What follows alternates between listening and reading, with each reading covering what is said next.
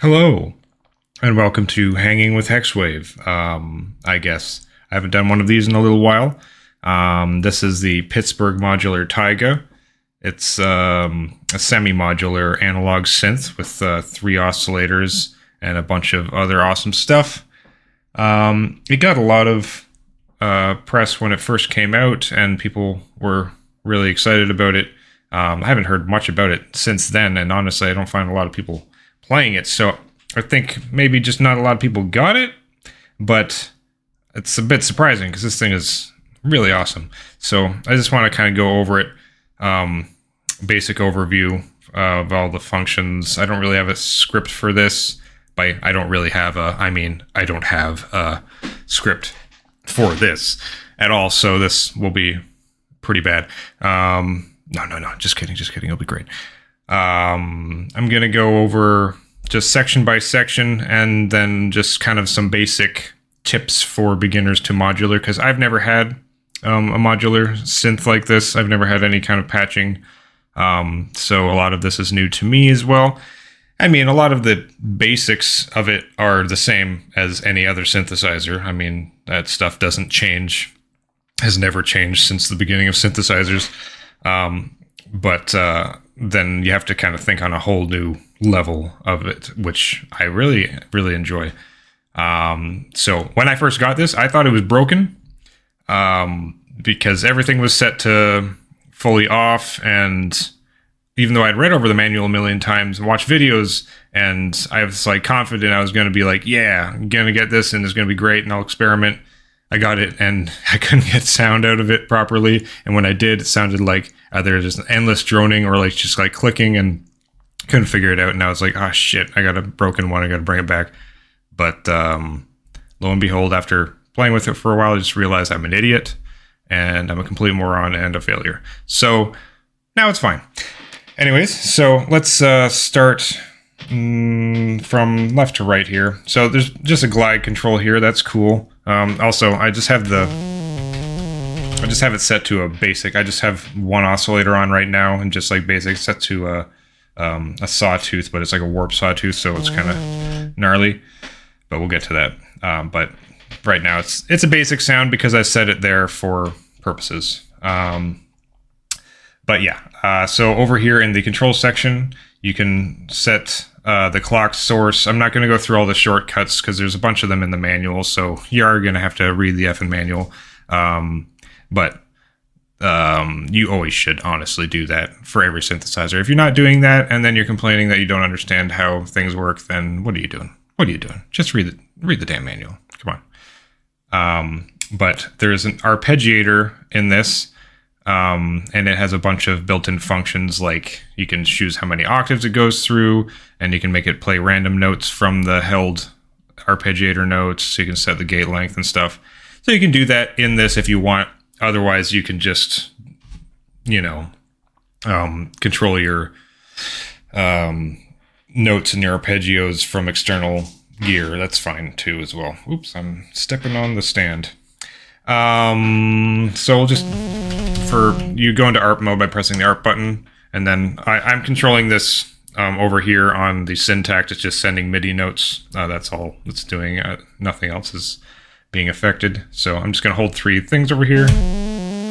Now it's doing arpeggio, and if I let go, it stops. If I press hold, then it'll continue if I let go. Wow, it's terrible. Anyways, let's do that again. And then you can do the octaves switcher. Anyways, I'm not going to go through all those things, but you kind of get the point. So it's nice that it's there. I'll use it sometimes, but I probably more likely would like my things sequenced. But for just like kind of jamming, it's really fun to have. And you can transpose everything, just octave up and octave down. That'll transpose any incoming notes. So,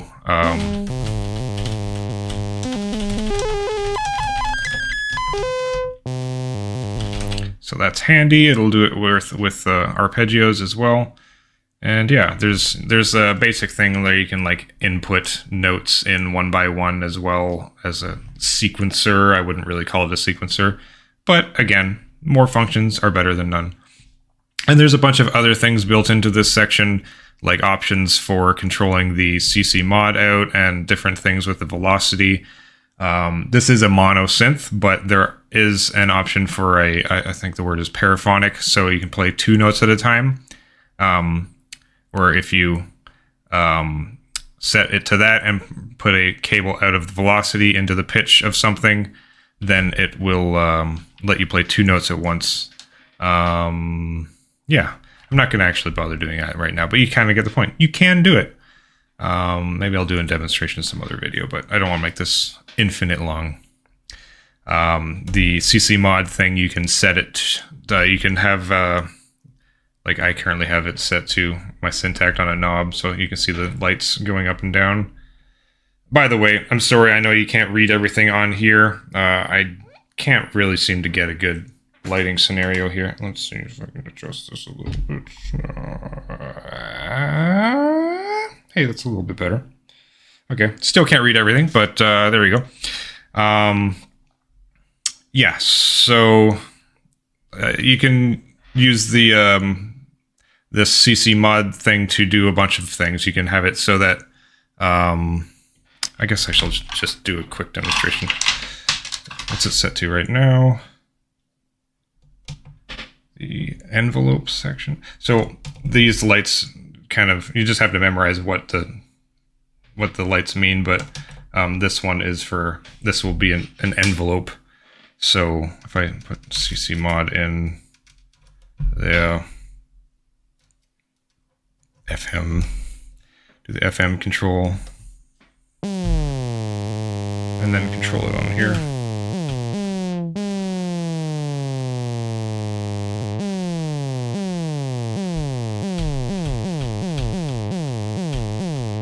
I can use my external gear to set an envelope length of how long it'll take the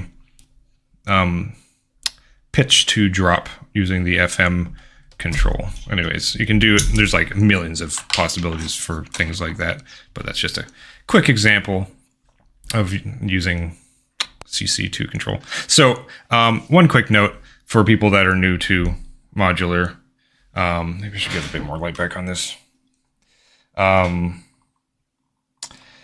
This, I mean, hopefully you've heard of it by now, but there's MIDI and there's CC. This is a CC like any Eurorack type stuff, but it has a MIDI converter. So this little green MIDI symbol over here, you put your MIDI in here, and it comes with this converting cable for going from 5-pin to the regular like headphone jack style. Put that in there, and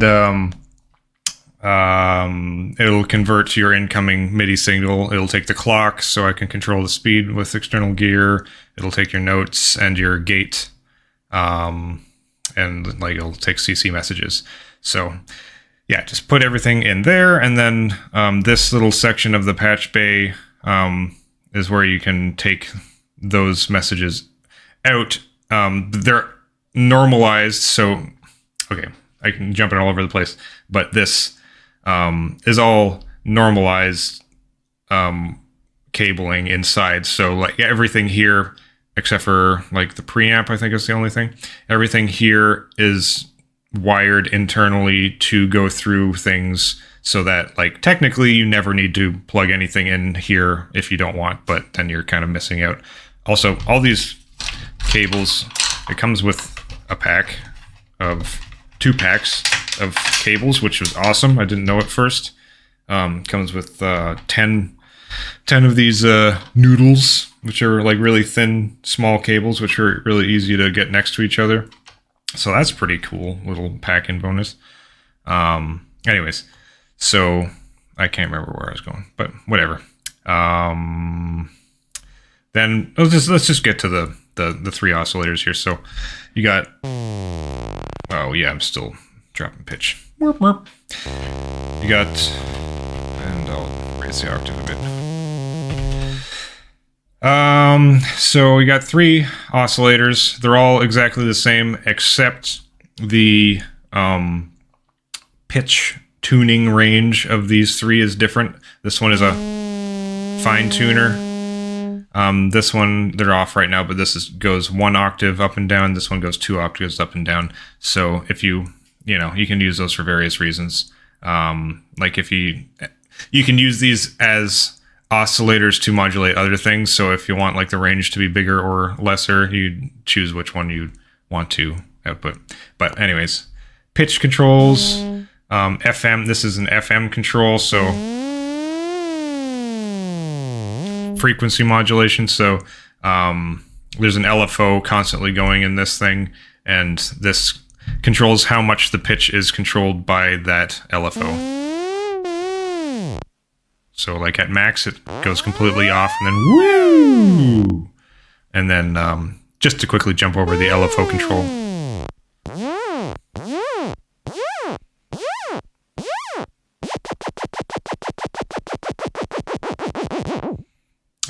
Actually, let's just go straight to this just for a second.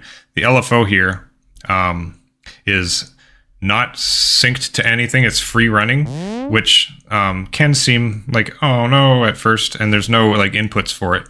But I think it's actually cool because it forces you to use it as like a more organic modulation source that you have to use more for crafting sounds instead of like a typical LFO like you'd use in an Electron box or something like that. And I found because of that being free running and not controllable, it actually makes me use it for more cool things that I wouldn't have done before. But it has 2 different ranges. So this is like where it goes like real slow, and then at the fastest, that's the fastest it goes. But then you can change the range by shift click on this button here, and now its ranges are pretty fast. So that's the slowest, and then goes up into audio rate.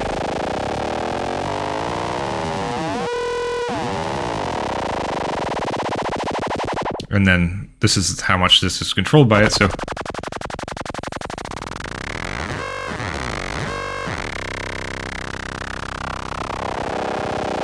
anyways, quick diversion.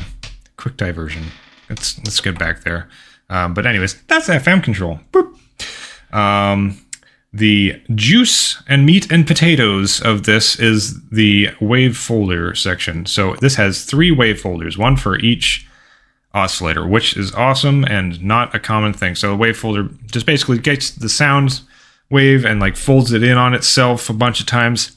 It's not something you can really plan around. It's going to make a lot of unpredictable, gnarly, cool sounds, and there'll be a lot of sweet spots that you stop and you're like, holy crap, that's cool, and you just stop your thing there, and then like they play off each other where like if this is here and this is here and this is here, then it makes a cool sound you never expect.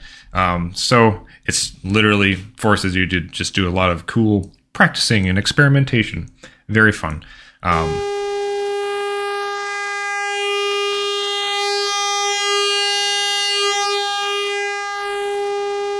Doesn't sound crazy by itself, but when you start getting 3 in together, then it gets crazy. And I will show that in a minute. But there's also a shape CV control down here, which is how much the shape, it's normal wired to the LFO. So by default, if you don't patch anything into it, it's going to be controlled by the LFO. So this shows how much the LFO is controlling the shape knob. So I'll make this faster because it's annoying.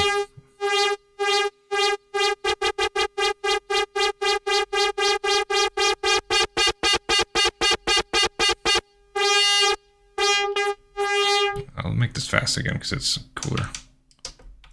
Woo.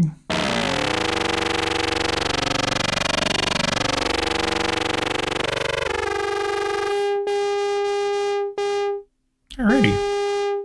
And that's that. There's a seed button here that chooses what wave shape. So they've described them as not pure, I guess, pure sound waves. It's not actually a sine. It's not actually a triangle. It's folding, actually, which I think it's a, I don't know, whatever. There's one pure wave that's being wave folded into the basic shapes of these. But anyways, all you need to know is they're basically starting points for you to start folding them. Like this is the sine mode, and you can go from there. And then there's a triangle. Actually, there's steps in between them all. There's like sine, and then there's like warped sine. I don't know. They all have different names. Then there's triangle, and then warped triangle, and then there's saw, and there's warped saw, which is my favorite. And then there's like square or pulse. I'm not sure what they call it. And then there's, I think, square sine is both of them. And that one's pretty cool too. Yeah. So you got 3 of those, and I guess it's time I turn the other ones on. So this is the mixer section. So this is channel 1, channel 2, channel 3, and noise. So they're normal to oscillator 1, oscillator 2, and oscillator 3. So yeah, anytime you see green writing on this, it means that's the normal internal wiring. So if you don't plug anything in, that is what is plugged into it. So this says oscillator 1, that means the output of this is plugged into this. And then this says like LFO, because that means that the LFO is plugged into this. It's also plugged into a lot of things. The LFO controls a lot of things by default. So yeah, that's just a quick, and the white text is just the labeling, and yellow text, like this little seed button, is holds the edit, or you can think of it as a shift button to get to it. And that's a quick diversion. But yeah, turn up the other oscillators.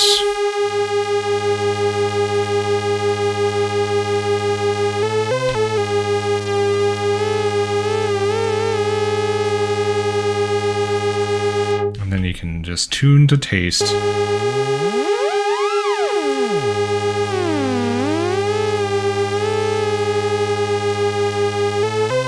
I like having 2 slightly out of tune and 1 sub oscillator with this. It's pretty cool. And then you can have 1 or all of them be frequency modulated for whatever reason. And then the shape knob.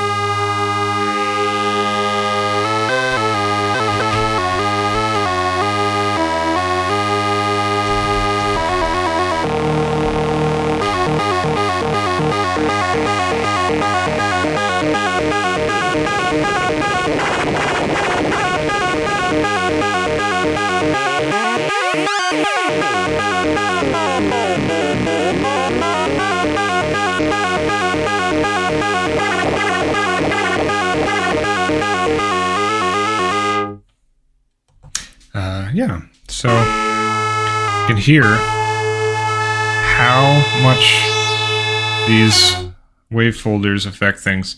And so this is set to warp saw, this is just set to saw, and this is set to warp saw. Now it's set to pulse sine. Set to triangle.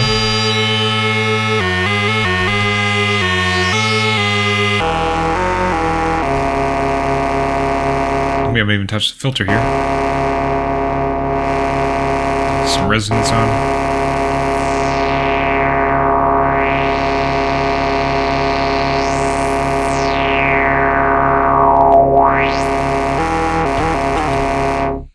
Anyways.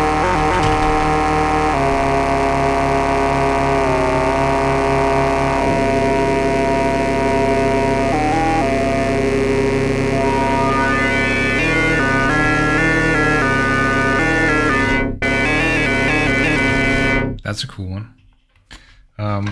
Quick diversion. I just thought with the CC control set to envelope right now, I'll take the CC mod out, put it into the FM control. Oh yeah, oops, punched my camera. Oh, FM.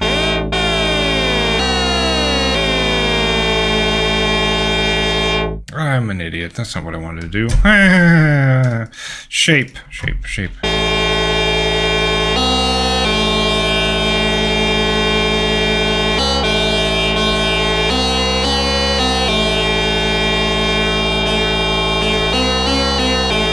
There we go. So I have a CC'd envelope coming from my Syntact, which is making the shape of this kind of duck down, so it goes wow, wow, wow, wow, wow. You hear that?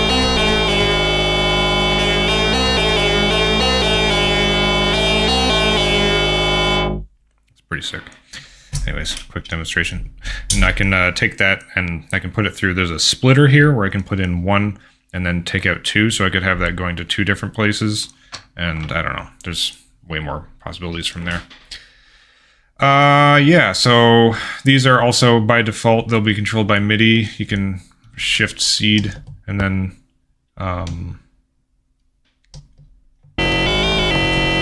the pitch won't be controlled by MIDI anymore. Oh, I'll turn this off. And when you're in that, then anytime that you press a note, it's going to be whatever this pitch knob is set to. Which can be useful if you want to make like a kind of a drone thing in the background, or if you're, and also if you want to use this as a modulation source instead of a sound source, you can decouple it from the MIDI and then take like the pitch out of that and the out from here and then plug it into something else and it'll control. Actually, let's do it quick. Keep wanting to just talk about things, but I should actually be showing things. Whoop. So let's take the out from oscillator 1 and put it into the just the pitch of 2, just to show.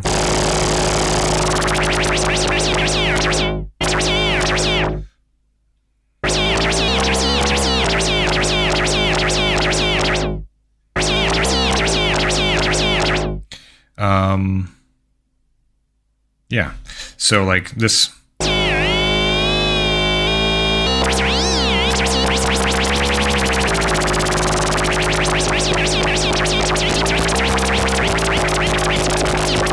This is the final waveform after going through the wave shaper and everything is being sent as a whoop, whoop, whoop, whoop wave to control the pitch of this. There's also an out for just the pure oscillator if you don't want it to be going through the wave folder and everything, which is pretty cool. So you can always have that. And then,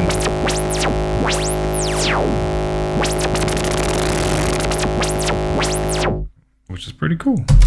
Anyways, we'll make this get controlled by the MIDI again and move on, because it's typical to me. I am going on too long.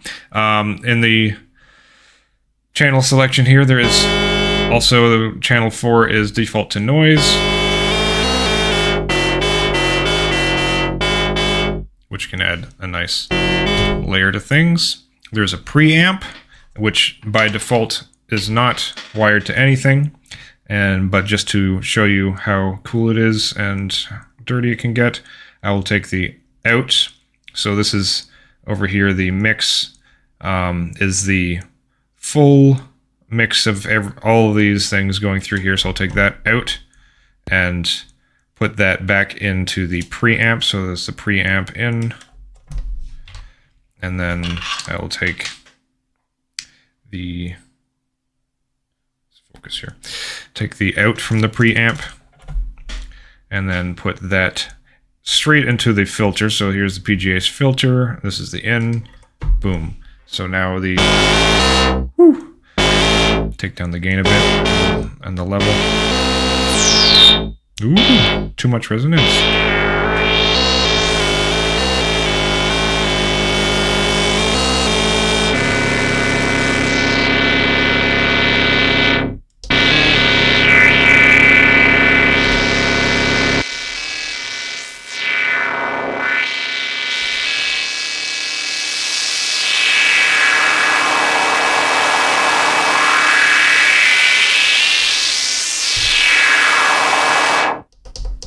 Yeah, as you can hear, you can get a little bit crazy if you aren't careful with the levels too high here. But pretty nice, pretty nice. Anyways, we'll take that out for now so it's not as crazy for demonstration purposes. Oh, one quick thing I wanted to show here, because I found it online. I didn't even see it in the manual, but you can actually just, if you wanted to have like, see, this is a triangle, and if you wanted this one to be a triangle without flipping through them all, you can actually just, I might do this opposite order. Hold, no, it was the opposite. Okay, so if I want this one to be this one, then hold this and press that, and now it copies that one over to there. So that's pretty cool. LFO control, that's all it is. There's an out from the LFO. You can have it, you can take the LFO as a triangle or a square from here and patch it into anything, and then control the speed of it with this. Yeah, the filter is amazing.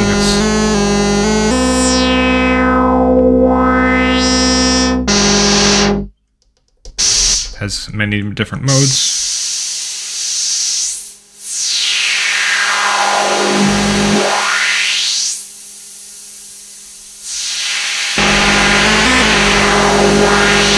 Yeah, it has, like these, it has like steps between, so it has low pass, and it has band pass, low pass, band pass, high pass, and then like a notch, which is high pass, low pass. And then this, when they're all lit up,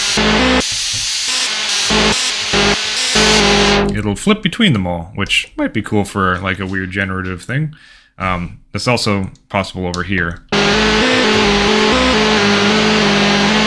When they're all lit up, it picks randomly, which is interesting. Turn noise back off. Yeah, let's see.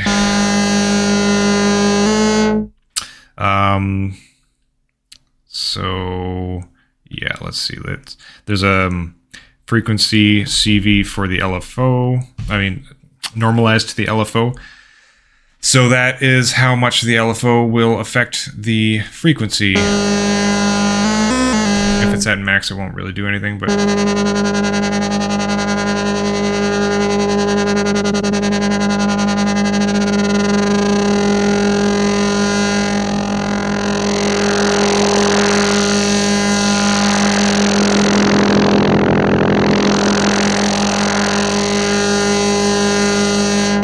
really like that effect.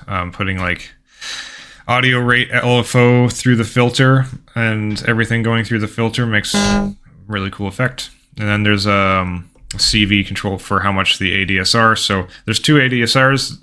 This one is normaled to the filter, and this one is normaled to the VCA. So, you know, the basic normal.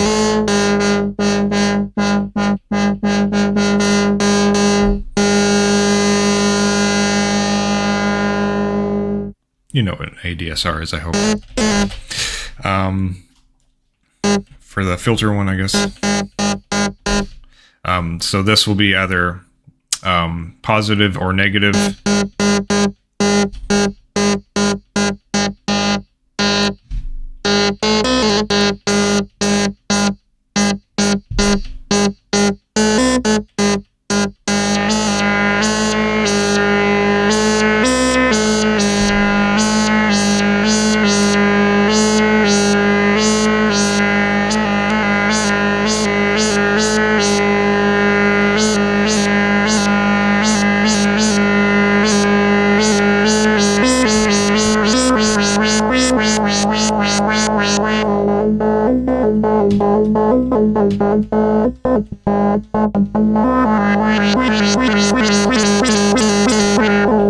Anyways, you kind of get the point.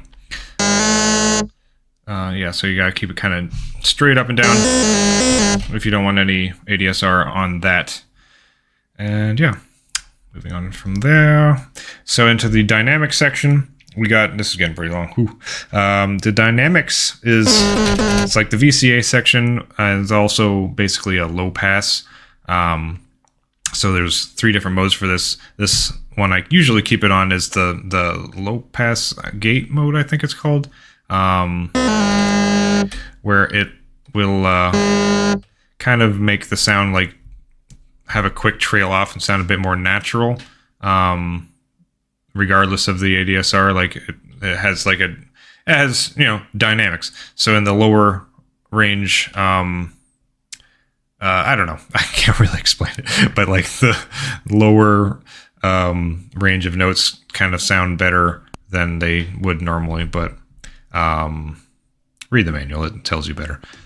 There's the standard VCA mode, which, like, yeah, I can add a release as well, but it's not the same as this.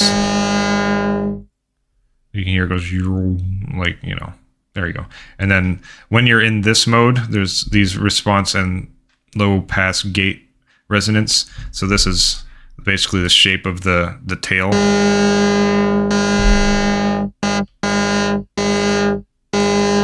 Pretty abrupt, and then like longer. You hear it goes for longer. That's what that's doing. And the low pass gate resonance is how much resonance there is for the low pass gate. You hear that?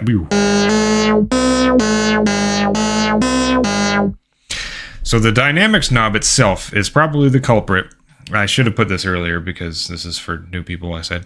But the dynamics knob itself is probably the culprit if you were getting one of these and you're like, why can't I make sound? Well, there's 2 things actually.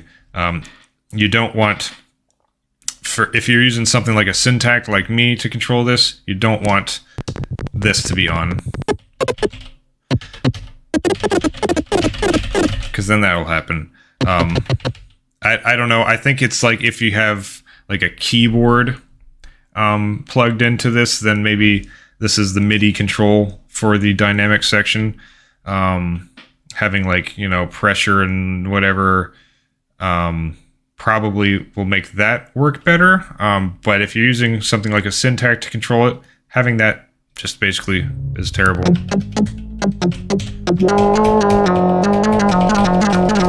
So turn it off. Oop.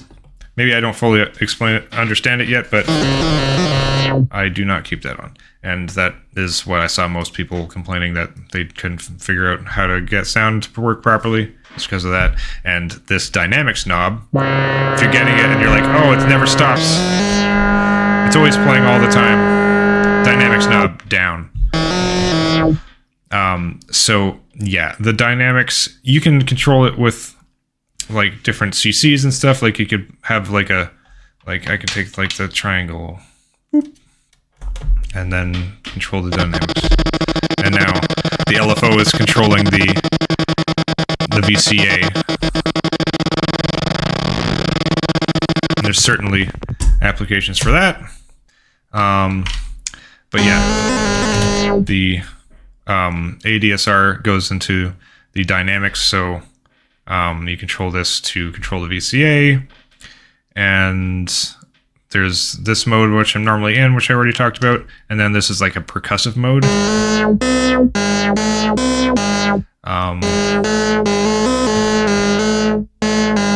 Let's see.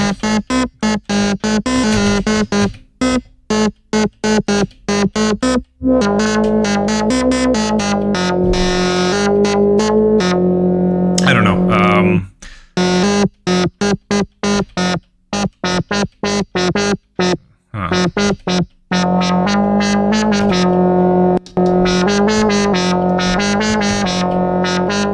Well, you know what?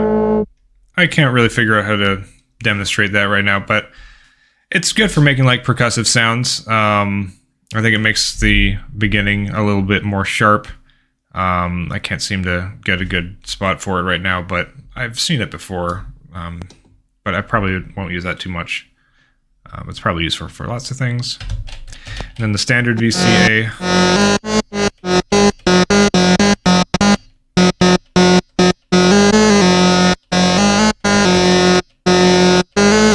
This will just do exactly what it's set up to. stop immediately, and that's that. So the dynamics, if you can turn it up and have like a bit of a drone in the background if you want, which can be useful as well. There's a dynamics CV thing down here, which is how much the ADSR is affecting the VCA. So if you turn that down,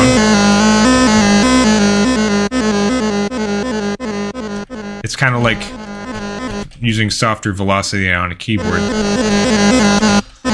So if you're using something with just like hard keys with no velocity pressure, and you want to have softer bits, you can actually turn that down, which is pretty handy. And I'm sure you can modulate that somehow. Yeah, I think the dynamics, no.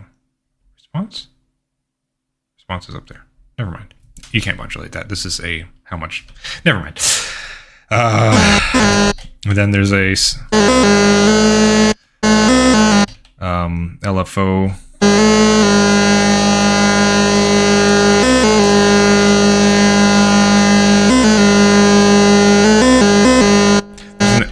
There's an LFO CV control here for the response, which I don't really have a good use for yet. I'm sure there is one, but I don't know it. So we're going to move on from there to the last section, the echoes here, which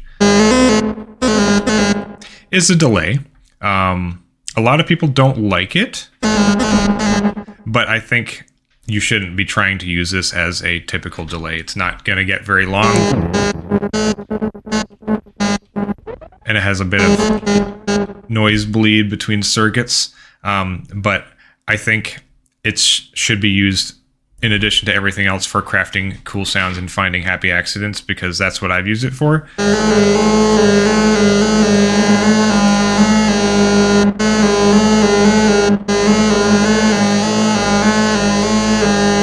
Plus you can control the time with CV and all that jazz. But I don't know.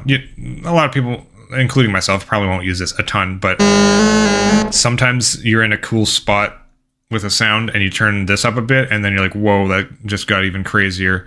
And then if you're putting that through like something else, like I have this microcosm here that I use as a real delay, and reverb and everything. So like you shouldn't be getting this thinking that it has a great delay built in, because it's not how people would normally use delays.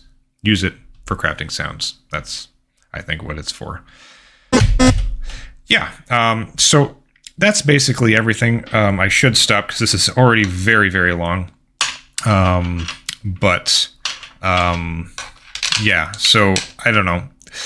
Just basically, if you're having a hard time with this, just try to turn up just one oscillator, put it straight up and down, make sure all of your CV controls are down except for these polar ones, which should be neutral, and this make sure the dynamic CV for ADSR2 is all the way up, because if it's down, you won't get any sound, because then the ADSR is not controlling the VCA, meaning nothing is controlling the shape of the sound, so it is just flat. This is the output. Yeah, so just make sure your dynamics are down, this thing's off, and then whatever. Just have fun. There's so much down here that I did not go into. Maybe I should actually just quick run through. But for each of the oscillators, you have any of the green is an in. So something can plug in to control that. So this is pitch. You can plug something in to control the pitch of it. You also have the FM, so how much the frequency modulator. And if you plug something into these, you have to kind of set these as like, this is the maximum for it, and then this will modulate it from there. You have sync, which it'll sync. I think it'll sync like the pitch of things. I'm not entirely sure actually yet. I think it syncs the pitch of things that you plug into, but I don't know really for sure. The shape will control the shape, and then you have whites are outs, so you have a sine, which I already showed, and the out. You have that for all three. You have the preamp in and out. Also another side note, the if you notice the kind of the wording down here seems a little bit messy. I was like, what the hell is this? Channel 4 mixer premix. I didn't realize at first, but the white words at the very bottom are like categories. So this is control, oscillator 1, oscillator 2, and this is LFO, preamp. This is the mixer section. So, and it'll be in the middle of whatever it is. So this is mixer, and this is mixer, this is mixer, this is mixer. I thought it would actually be useful if there was like maybe a white line box and they weren't just like all on the same level, but whatever. That's not, I'm not designing this. Yeah, so there's tons you can do with the mixer also. It can be split.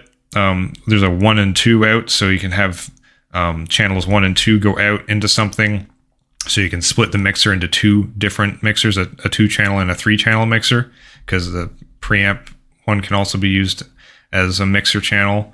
There's a sample and hold thing, which is normal to the noise, so you can put that in for random. There's like random velocity, there's random pitch generators, random everything generators and stuff in here. There's a few different versions of them. We got the filter you can patch in and out for controlling the frequency or the actual sound. You can rewire where you want things to go. The ADSR has an in and an out for controlling it or having it control things. And then this section here, there's a mixer and splitter. So it has 2 ins. You can put things in there. And then the outs will have the combination of their 2 waveforms kind of like mashed together, like, and can be used to control things. Actually, is that true? Yeah. So like if we put 2 things in here and then 1 out and put it into something, it'll have those 2 things controlling. Or you can put in 1 thing that you want to control 2 things and take them out and put it into 2 things, which is pretty neat. The dynamics has its own section, the echoes has its own section, and then there's the main out and the headphones, blah, blah, blah. I cannot get into any kind of complicated patching stuff because this is already over 40 minutes long, which is insane, and hopefully all my things are still recording. But I just kind of wanted to do a quick overview, and yeah, I probably would like to make more videos on this thing in the future. I don't know if anyone gives a shit, but I'll probably just do it anyway. If anyone actually watched all of this, thank you for your time. I really appreciate it. And yeah, I can only recommend the Pittsburgh Modular Taiga because it is sick. I love it, and I can't wait to continue diving into it. I literally get lost with this thing for hours every night since I've got it, and usually I'm not like that. I kind of like get something, I'm like, yeah, this is awesome, and then I don't really touch it. But like with this, I've had it, and every night that I've been home, I've just sat there. Like, I've recorded some things, but I've mostly just been playing around with it, finding cool places for like hours every night. So it's quite fun and quite powerful in many different ways. You can use it as a normal synth, making just a nice sound to control something. You can do crazy generative stuff, crazy drone stuff, whatever the heck you want. And it can also be fully put into a modular rack if you're into that. I'm not, but because that's like quite a pit to fall into that I would like to stay out of. But you can take this out and put it into a modular rack, and it's fully capable there as well. But yeah, that's that. Let me know if you have any other questions or anything like that, and if there's any specific types of videos you'd like me to do on this or whatever, let me know. Anyways, cheers. Have a good one. Goodbye.